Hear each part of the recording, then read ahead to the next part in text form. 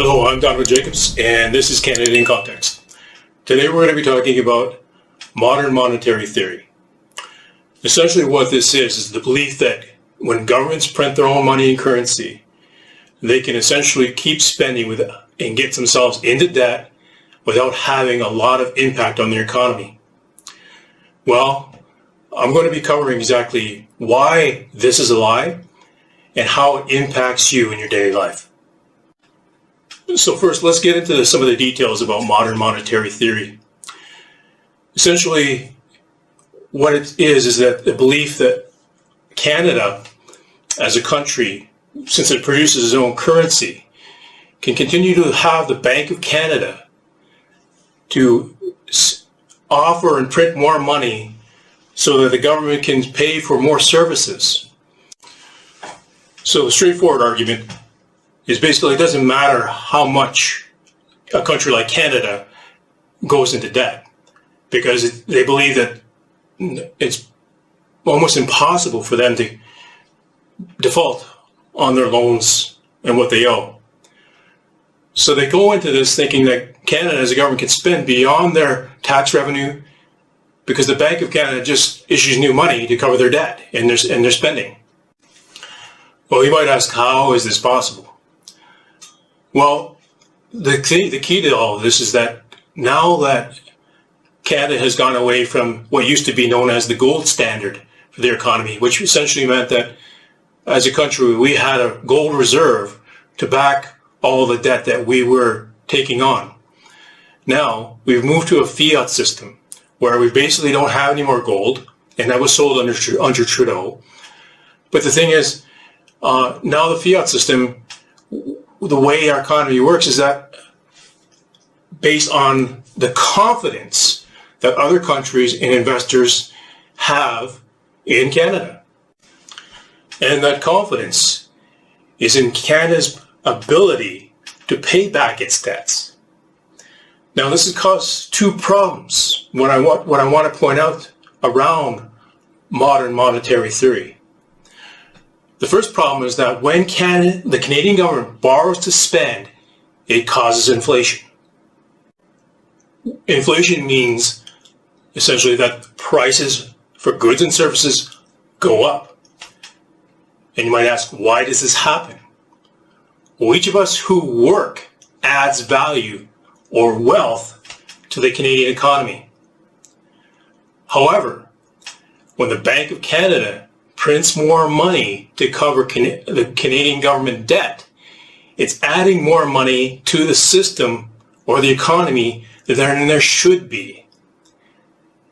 It's like when you have trading cards. If you have a Wayne Gretzky trading card, which is deemed to be rather rare, it sets the price of a card at a certain level, usually higher because it's rare. But if I were to take a whole bunch of Wayne Gretzky rookie cards and push them into the trading system, automatically the prices of those cards would drop. And it's the same with money. When the Canadian government prints more money and adds it to the economy, it doesn't add more wealth to the economy. And that's an important thing to remember. It just makes your money worthless because there is more money circulating in the economy than there should be. More printed money devalues the value of the money you earn, and the end result is that the cost of goods and services goes up.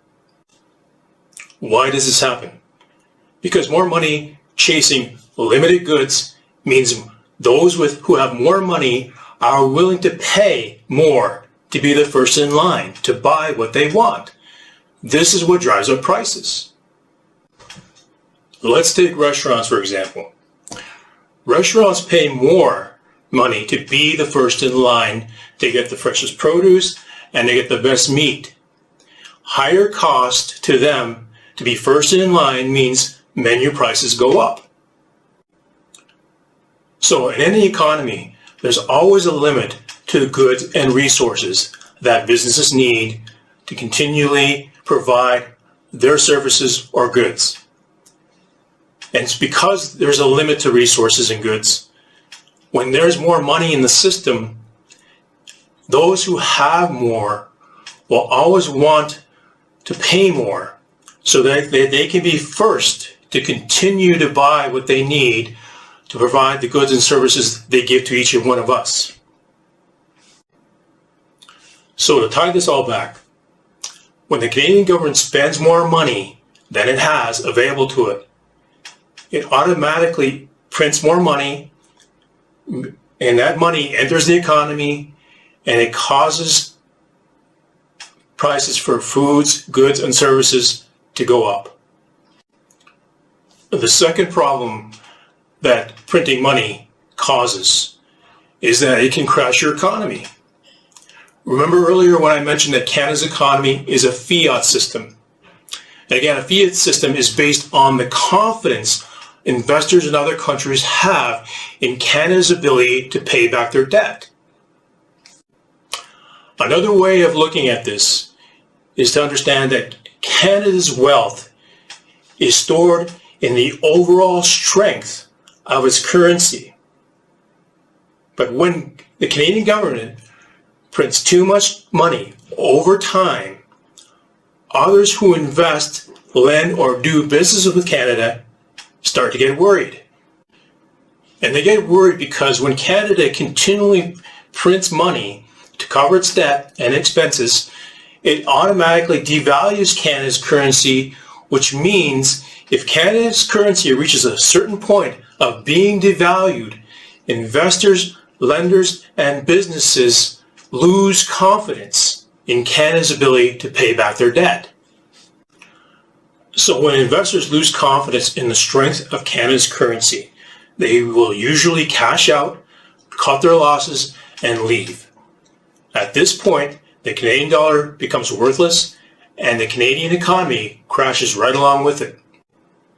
Now, the result of all of this is that, unfortunately, retirement funds become worthless, inflation skyrockets prices for foods and goods, skyrockets costs for businesses, which will result in fewer businesses and huge job layoffs. Now, when you get into this type of situation, it tends to snowball a lot of things, which means that government will have to less tax revenue because there are fewer working, which forces the government to take on more debt to provide more services and supports to people who are in need now, which only causes more inflation. Now, just about every week, you'll see Trudeau on the news. And he's always saying that the government is getting behind Canadians and he's there to help them. But the reality is, all he is doing is creating more hardship for all of us. It's not that he's helping when he spends into deficits. What he's doing basically is an attack on our currency. So you may ask, how do we get out of this? Well, for one, stop spending into deficit. Second thing we can do, create more jobs and opportunities, retraining. Because it's only when people work and add more wealth through their work to the economy is when things start to turn around. That means real generated revenue from the hard work of Canadians goes into providing the services and goods that we want.